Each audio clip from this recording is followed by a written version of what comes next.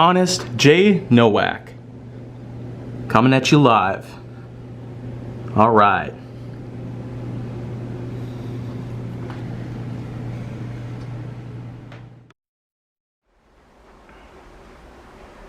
A pleasure to meet all at last, and welcome back to Honest J. Nowak Graphix.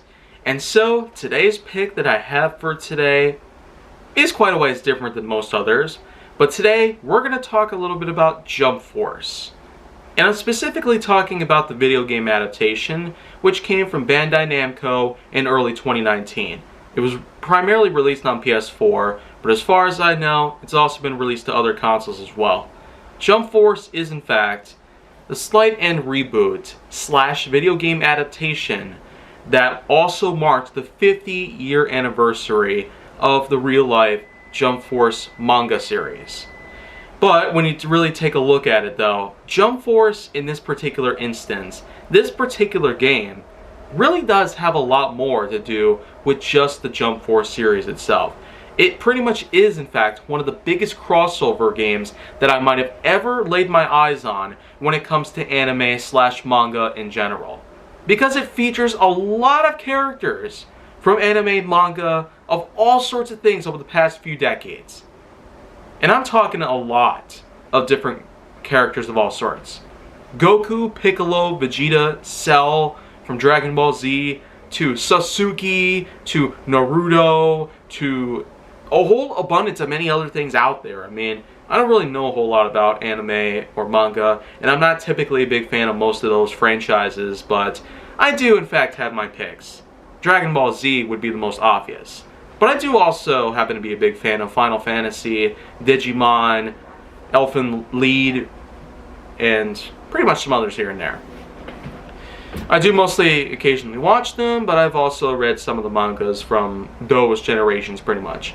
But when it comes to Jump Force, a game that is in fact bent on being a huge crossover of many of these different franchises put together into one, it pretty much gives me a lot of reminiscence to knowing that the fact that they made Kingdom Hearts, which was also kind of an anime series because it did contain Final Fantasy elements, and blended them together with the Disney universe.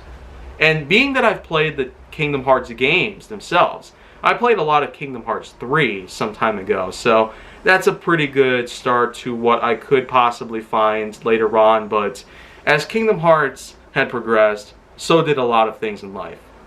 But looking at Jump Force, knowing that this has been one of the biggest long-running anime manga series ever to exist, it really does say a lot.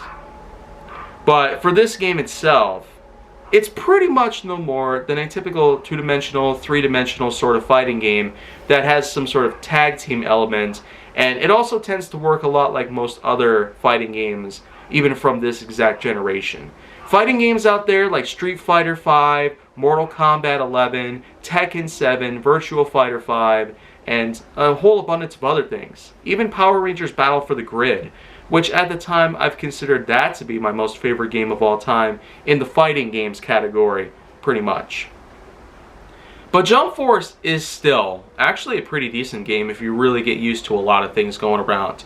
Most importantly, the dubs, because believe it or not, this is one of those games that does not necessarily include American dubs within it.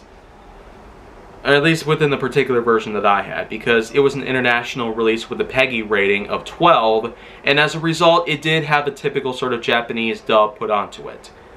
But for the most part, you play as a custom character in the storyline. A type of evil has taken over the majority of the main characters that have taken over inside the world of Jump Force itself, as Jump Force is a gigantic world containing so many of the elements from all these different franchises that's incorporated into it. And you play as a custom character, and I really gotta say that I've made my own. I gave the name Vulcan. Primarily wears green and yellow, reminiscent of the Green Bay Packers, but also does have some colorful hair. And eyes, pretty much. And the majority of different moves out there, including the Rasengan, whom I found out was from Naruto, and not to mention, well, various other things around here pretty much. Of course, you can adopt a lot of these different moves and the like that these other characters have, and that's mostly through progression. As you play through the story, as you play through some of the arcade, ladder tournaments, and all that good stuff, that's when Jump Force is able to give you some credits that you can use to go buy at the stores inside the main town area, as this does typically act like some sort of, well, open world sort of capabilities, but it's not really as open world as other franchises like Final Fantasy or Ark Survival Evolved, pretty much. But Jump Force still does have some decent elements into it. The main town itself has some pretty cheerful music put into it. And, well, that's probably not surprising. Given the sort of distinct anime feel that we get out of these things, it's really quite an amazing thing that we got right here. But Jump Force is probably not really the top-end pick that I would consider for fighting games or open-world games or RPG-style games or anything that requires a lot of progression if you want to beat it.